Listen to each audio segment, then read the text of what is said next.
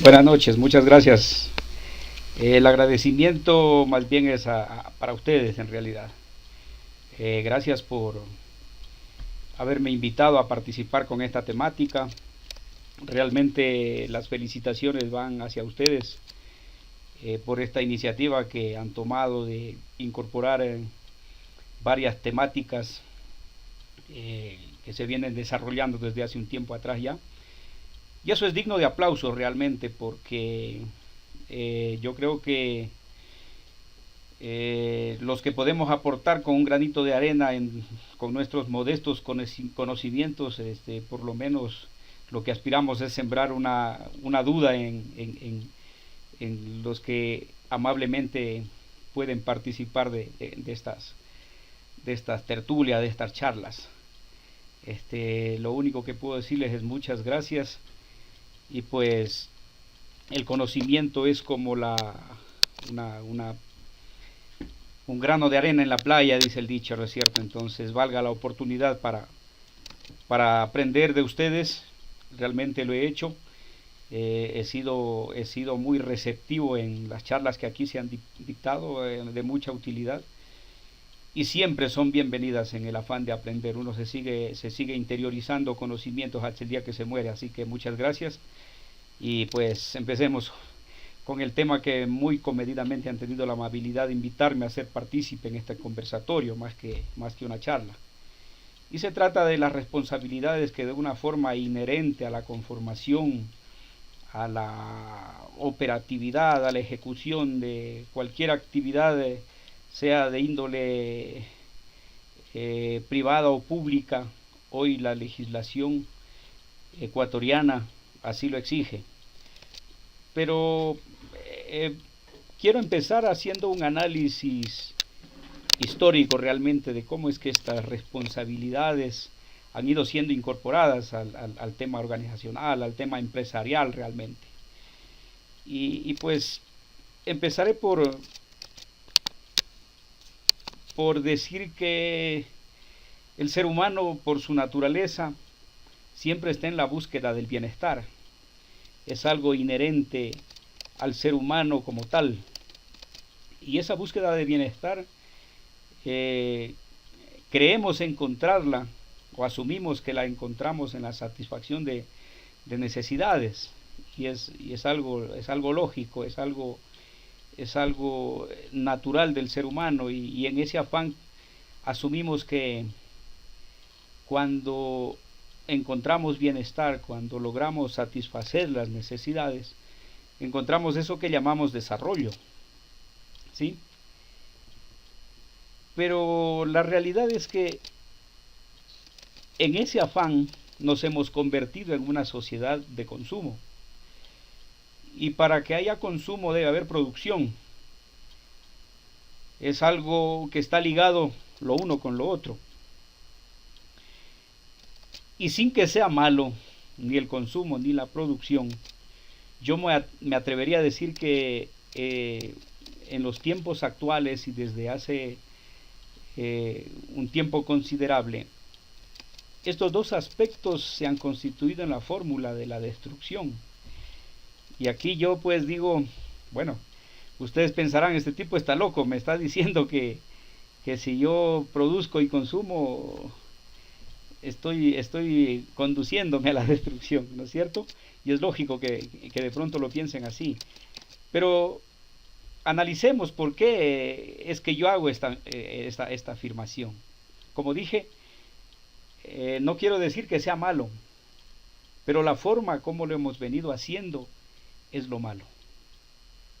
¿Y por qué me atrevo a hacer esta afirmación? Porque en los actuales momentos, todo lo que nosotros tenemos a nuestra disposición, llámese esto el teléfono que estamos utilizando, nuestro computador, la ropa que estamos vistiendo, lo que diariamente nos llevamos a nuestra mesa, lo que nos servimos, nuestro auto, los libros que utilizan nuestros hijos para la escuela, nuestra casa, en fin, por donde transitamos, las calles, etcétera. Todo es en base a una materia prima o un conjunto de materias primas que se extraen del medio natural, ¿sí? Todo exactamente, todo sin excepción, se extrae desde un recurso natural como materia prima, que la transformamos luego en un bien para satisfacer nuestras necesidades, y que finalmente lo concebimos como nuestro desarrollo, o al menos eso es lo que nos dicen desde las esferas gubernamentales, desde las esferas sociales, desde las esferas globales, etcétera, que esa es la concepción de desarrollo al que nosotros como sociedad propendemos, o al menos hacia allá es hacia donde nos enrumbamos. Pero bueno, creo que cabe también hacerse algunas interrogantes, y entre las que yo me planteo, por ejemplo, es estos recursos naturales de los que estamos conversando. ¿Será que los podemos disponer por siempre? ¿Será que son agotables? Eh, y la respuesta es no. No podemos disponerlos por siempre. Hemos asumido una concepción social de que vivimos en un planeta infinito. Es decir, que posiblemente estos recursos los podemos disponer de forma perpetua, pero la práctica y la experiencia y las evidencias científicas, sobre todo, nos dicen que estamos equivocados, que vivimos realmente en un planeta finito.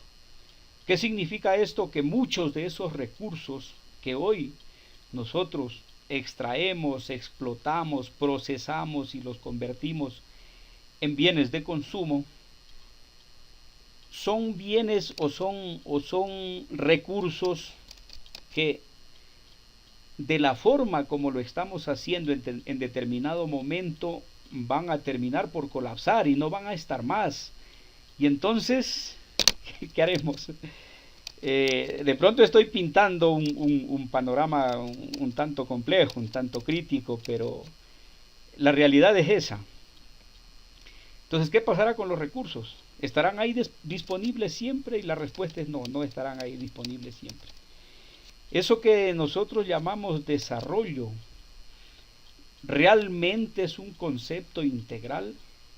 ¿O es que simplemente estamos orientándonos a una concepción única y exclusivamente desde el punto de vista económico circunstancial?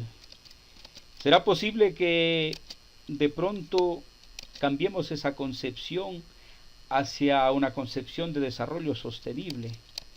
Y la respuesta es sí, es lo que nos conviene como sociedad, como humanidad en todo caso.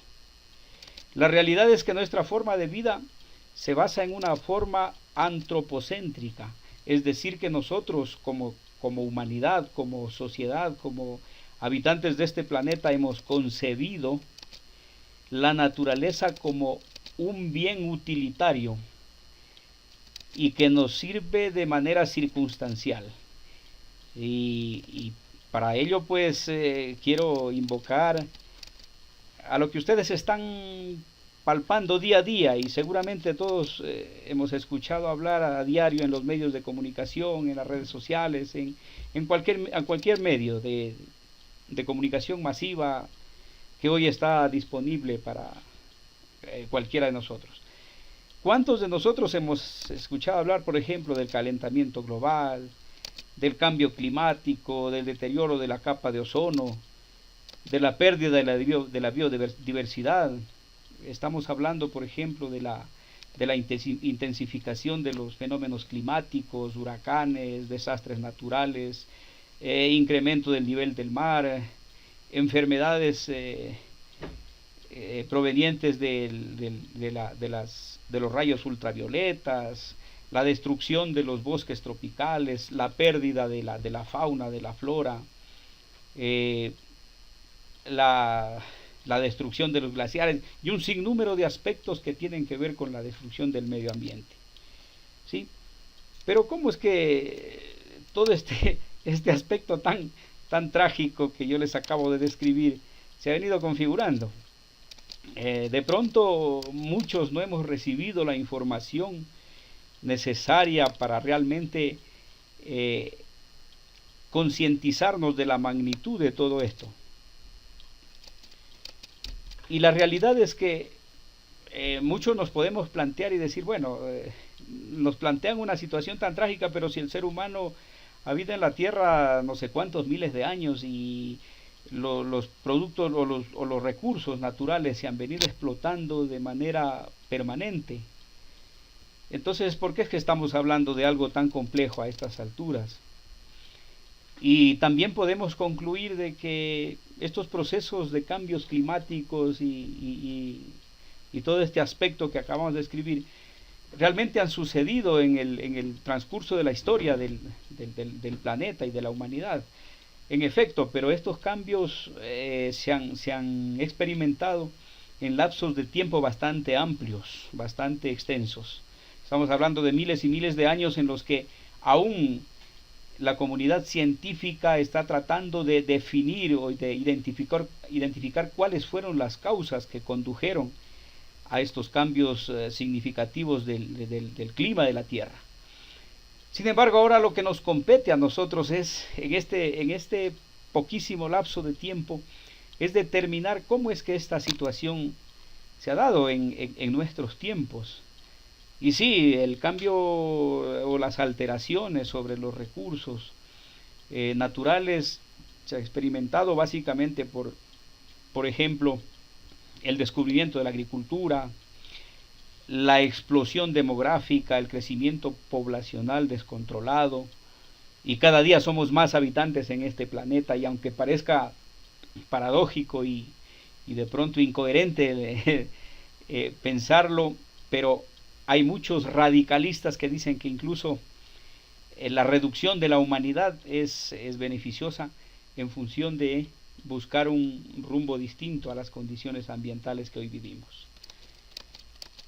Y remontémonos un poco, hagamos un poquito de historia.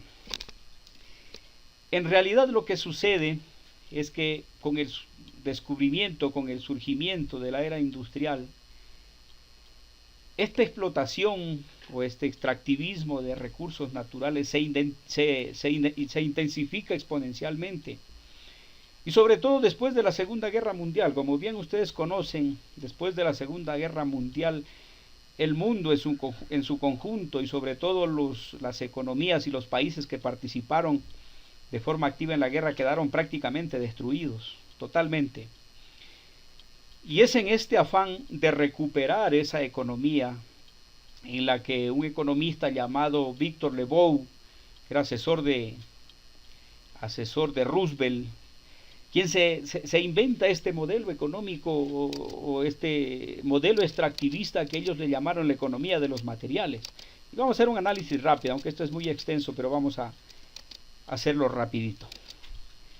Este modelo se basa en tiene 5 fases. En la primera fase, la extracción. La segunda, la producción. La tercera, la distribución, el consumo y el descarte. En la primera fase se extraen los recursos, se explotan, y vamos a hacerlo rápido, vamos a hacer un análisis rápido. Pero ¿qué sucede en esta extracción de recursos? Lo que sucede es que ya se explotan estos recursos naturales, se degrada el medio ambiente, se contamina el suelo, se contamina el agua. Y hagamos un ejemplo aquí, por ejemplo, el recurso petróleo, por decir. Y yo tengo la suerte de hablarles con conocimiento de causa, porque soy orgullosamente de la capital petrolera del Ecuador, la ciudad de La Guaira, provincia de Sucumbíos, en donde se empezó a explotar el petróleo. ¿Cómo se hace la extracción de este recurso? Primero se tiene que construir carreteras, luego se tiene que talar árboles, luego se contaminan aguas, se contamina los ríos, se contamina el subsuelo, se termina contaminando el aire. Y lo más importante, se expulsa de ese entorno a las personas que habitan en esos sitios. Muchas de esas personas que viven en ese entorno son obligadas a salir en busca de otra forma de vida, en busca de otro medio de trabajo, en busca, en todo caso, de otro hábitat. Y luego viene la segunda fase, la fase de producción. En la fase de producción, este bien natural o este recurso natural tiene que ser transformado en un bien vendible, ¿sí? Con el mismo ejemplo, el petróleo tiene que ser transformado en gasolina, en diésel, en aceite, lo que sea. Pero lo más interesante es que en este proceso, muchas de estas personas que son expulsadas de este medio tienen que incorporarse a este proceso productivo, muchas de las veces porque no tienen otra opción. Luego pasamos a la fase de consumo y distribución. El sistema obliga, o era necesario, renovar el inventario de manera permanente. ¿Y qué se les ocurre a los que inventaron este sistema? que para poder renovar el inventario tienen que vender lo más pronto posible y renovar el inventario de manera permanente. Y para ello se les ocurre que tienen que vender a los costos más bajos. ¿Y cómo lo logran estos costos? Por ejemplo, cuando uno va a comprar un teléfono o un equipo informático en cualquier lugar, resulta que cada vez encontramos productos que son mucho más baratos. Y uno dice, ¿cómo es que lo logran? Si para elaborar un producto de esa naturaleza tuvieron que extraer un sinnúmero de recursos como el oro, el cobre, el plástico, en diferentes procesos productivos, tuvieron que intervenir en un espacio natural diferente, etcétera, etcétera, ¿no es cierto? Ellos se inventaron lo que le llaman en este sistema como la externalización de los costos de producción. ¿En qué consiste esto? En la precarización laboral y, como ya lo dijimos, quienes compramos ese producto finalmente somos quienes pagamos el costo final de ese bien con la degradación de nuestro medio ambiente. Y es más, esas personas que fueron expulsadas de su medio natural son las que terminan finalmente pagando el costo de ese producto o ese bien de consumo que nosotros adquirimos. Pero fueron mucho más allá. Y decidieron, para poder vender de manera exponencial, proponer algo que ellos le llamaron la obsolencia programada.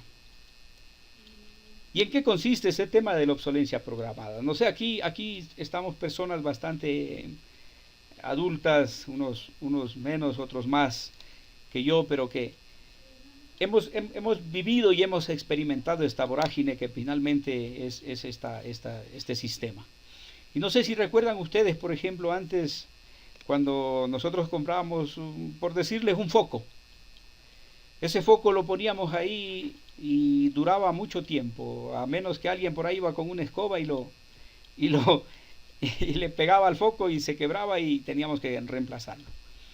Hoy sucede que nosotros vamos y compramos ese foco y ese foco nos dura una cierta cantidad de horas y luego tenemos que, a pesar de que ni lo hayamos tocado, tenemos que reemplazarlo. Lo mismo sucede, por ejemplo, con un televisor, lo mismo sucede con una computadora, lo mismo sucede con nuestros autos incluso, ¿no es cierto? Antes eran bienes que nos duraban y no teníamos que reemplazarlo muy rápidamente.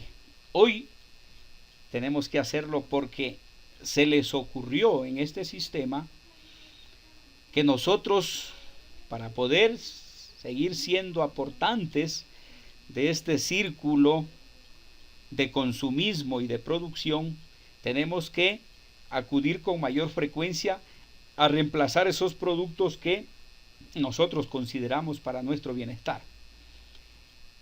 Sí, entonces cada vez estamos comprando, cada vez estamos acudiendo a consumir más, estamos aportando a la producción y estamos aportando al consumo y estamos aportando también a la presión de la explotación de sus recursos naturales. Y déjenme decirles que los recursos naturales o la naturaleza en su conjunto tiene una limitada capacidad de carga. Es como, por ejemplo, haciendo la analogía, compañero Edwin, si le dicen, bueno, cárguese un quintal de cemento al hombro, como es fuerte y bien papeado, bueno, finalmente lo lleva y no pasa nada, ¿no es cierto? Y viene por otro, se recupera energías y regresa y no pasa nada. Pero si ya le dicen 2, ya estamos en problemas, ¿no es cierto? Pero si ya me dicen 3, ya colapsamos. Entonces, a eso se refiere la capacidad de carga del sistema natural, de los recursos naturales. Si nosotros los sobrepresionamos, no permitimos que ese ciclo natural de restauración que tiene la naturaleza sea tal. Por lo tanto, mientras nosotros más consumimos, más producimos, más presionamos sobre la explotación de esos recursos, estamos contribuyendo a que esos recursos en determinado momento puedan colapsar y no estén más para darnos esos bienes y servicios que son indispensables para nuestra vida. Luego se les ocurrió algo que fue mucho más imaginativo, y es la obsolencia percibida. Pero ¿qué es la obsolencia percibida? Y aquí juegan un rol importantísimo los medios de comunicación. Y cuando nosotros encendemos nuestro televisor, por ejemplo, las cuñas comerciales nos dicen: mira, estás feo, estás calvo, estás gordo, estás torcido, estás narizón, estás un sinnúmero de cosas, ¿no es cierto? ¿Y qué nos dicen? Para solucionar eso tienes que ir a hacerte la cirugía estética, tienes que ir a comprarte un nuevo pantalón, tienes que comprarte un nuevo carro. Nos dicen: mira, tu vecino tiene el 4x4, el Ford 150 y tú te quedaste con tu Spar, eres ridículo. Eso nos dicen. O por ejemplo, a la damita le dicen: en el año 2019 el taco de tu zapato fue rectangular, por decir, y estabas a la moda. En el 2020 ese taco ya no es rectangular, es triangular, es de cualquier forma. Y le dicen a la dama: si no estás a la moda, estás ridícula. ¿Sí? O al joven aparece por ahí un reggaetonero con una gorra como esas que usaba Marulanda, y le dicen: bueno, esa es la moda.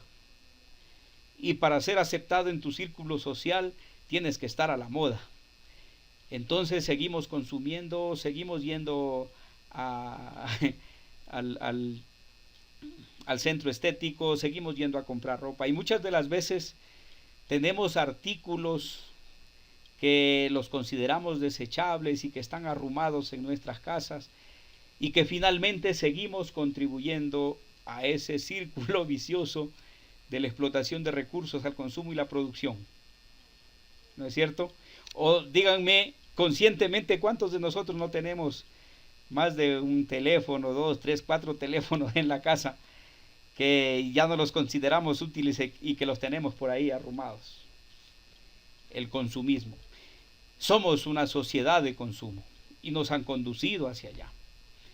Quizá no es el caso de la sociedad ecuatoriana, pero en sociedades externas deben de trabajar, deben de conseguir 1, 2, 3, 4 trabajos, ¿verdad? Y llegan de un trabajo, llegan al otro, llegan a la casa cansados, prenden el televisor y les dicen: eres un desastre y tienes que ir a comprar, y van a comprar y se endeudan y tienen que trabajar más, y vivimos en ese círculo del consumismo. Así es como nos han configurado este sistema, y hemos sido presa fácil del sistema, y estamos contribuyendo cada día, ¿listo? Y luego pasamos a la última fase, que es la fase de descarte. La fase de descarte es en la que los bienes que compramos se convierten en desecho, basura. Y este desecho y esta basura finalmente se convierte en sustancias contaminantes. Bueno, en realidad contaminamos el ambiente desde la fase de extracción hasta la fase de descarte. Pero sobre todo en la fase de descarte, muchos de estos elementos contaminantes van a parar en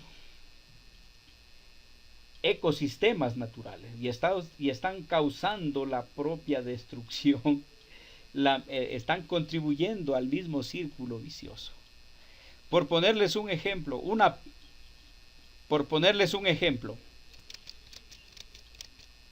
solamente una pila que nosotros desechamos en un medio natural, en un río, una pila puede llegar a contaminar 10.000 litros de agua, sea por cualquiera de los componentes que éste tenga, llámese níquel, cadmio, mercurio, cobre, lo que sea. ¿Y cómo es que nos enfermamos? Pongamos un ejemplo ahí rapidito. Yo voy y boto una pila en el río, un pescador va y pesca un pececito que estaba ahí, ese pececito consumió los componentes químicos que tiene la pila, el pescador lo lleva a la casa, se lo come y se enfermó. Así es como estamos contaminándonos y autodestruyéndonos. Pero es por la década de los 60 cuando gobiernos que tenían una visión ecológica o movimientos sociales empiezan a alarmarse de este aspecto y dicen, bueno, esto que está sucediendo no es lo correcto y tenemos que cambiar esa visión de lo que antes se denominó como la economía de los materiales. Y entonces se realizan convenciones, estas convenciones se inician con la cumbre de Estocolmo, luego la cumbre de Nueva York, el protocolo de Kioto, cumbre de la Tierra, Río más 20, etcétera, hasta llegar a las ODS del año 2015, etcétera. Entonces los líderes del mundo en estas convenciones y cumbres deciden que las opciones para poder de alguna manera subsanar y reducir el impacto hacia el medio ambiente es, por un lado, la regularización y por otro lado, la educación ambiental. Es a partir de ahí en la que las sociedades del mundo y los estados empiezan a generar legislación ambiental. En nuestro caso, por ejemplo, luego de algunos años, obviamente, se empieza a generar legislación ambiental y se crea lo que se conoce como el texto unificado de legislación ambiental. Posteriormente se crea el Ministerio del Ambiente en el gobierno de Bucarán, una de las pocas cosas buenas que hizo, creo. Bueno, y luego pues obviamente se generan el TULSMA, el texto unificado de legislación ambiental. En el año 2017 se genera el Código Orgánico Ambiental y el año pasado recién se genera el reglamento al Código Orgánico Ambiental. ¿Sí? Y es ahí, en este momento en el que las organizaciones, sea de índole privada o pública de alguna manera, tienen que incorporarse a esto que se llama la responsabilidad organizacional o responsabilidad empresarial, que se lo llamaba inicialmente, que incorporaba varios aspectos, que tenía que ver con el tema de la responsabilidad en cuanto a la redistribución de las riquezas, de la responsabilidad con la incorporación del tema comunitario, con la distribución de utilidades, con el tema del pago de impuestos, la generación de empleo y un sinnúmero de aspectos. Pero luego de esto, de este tema de las convenciones mundiales, surge esta responsabilidad. Porque a partir de estos pactos globales se propone la reducción de cargas contaminantes en los procesos productivos. Y como ya les decía yo, también se generan procesos de educación ambiental, de modo que, según ellos, nosotros logremos concienciarnos de que somos parte del problema y en función de eso adoptemos conductas distintas a fin de contribuir, no solamente desde lo organizacional, sino también desde lo individual, a tratar de reducir el impacto que la producción y el consumo genera en definitiva.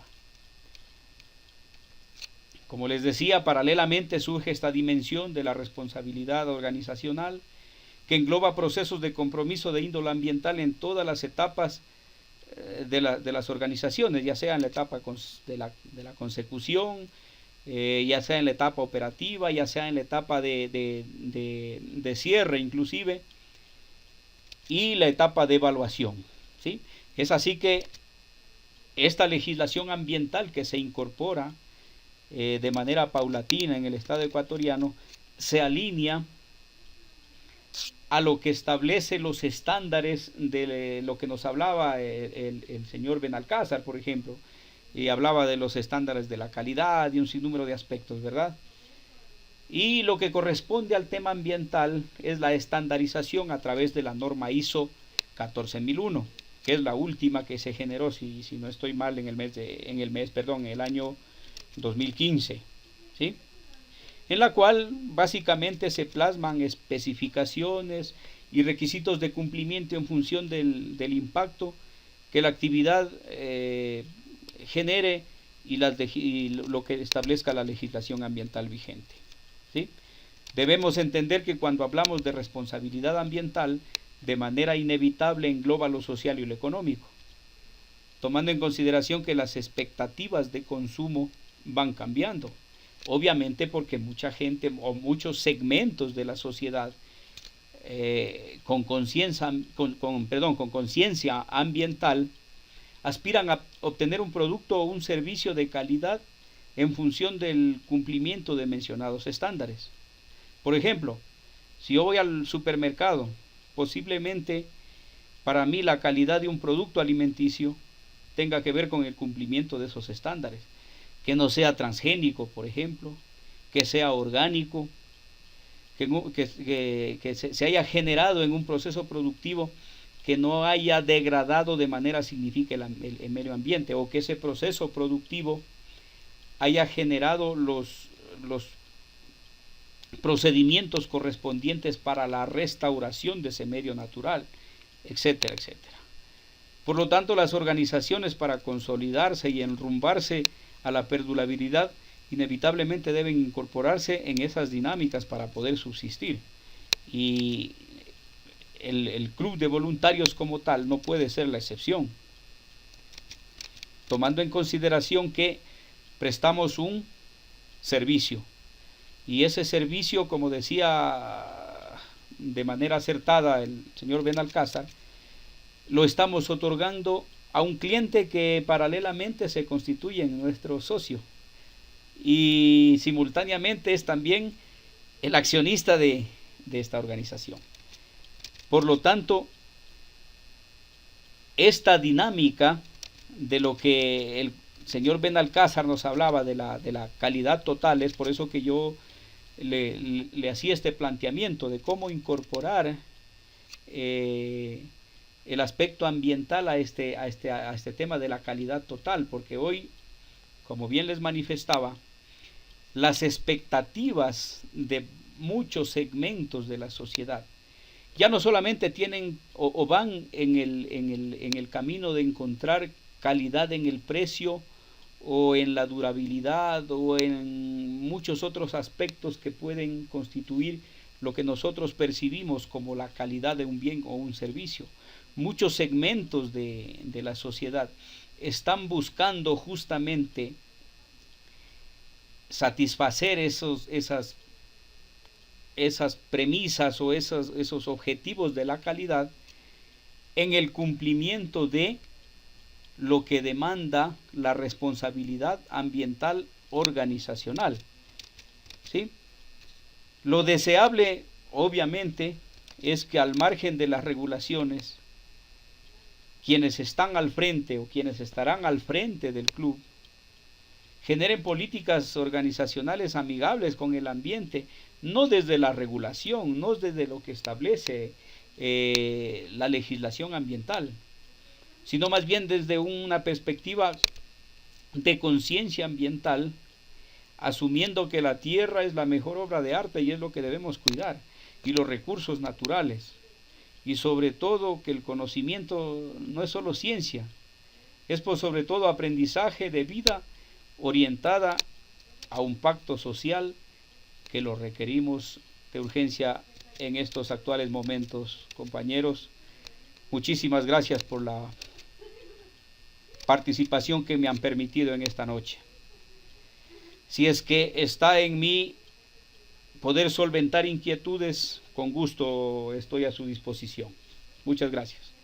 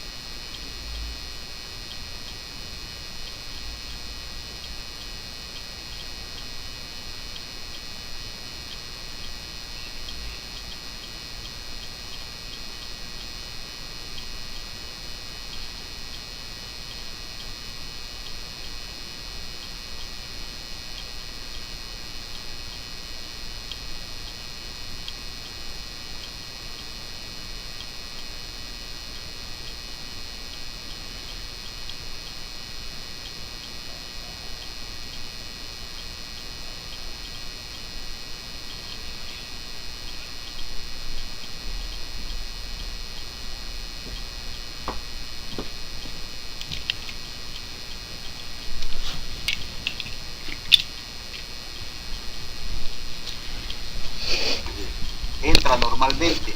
Pero si ustedes son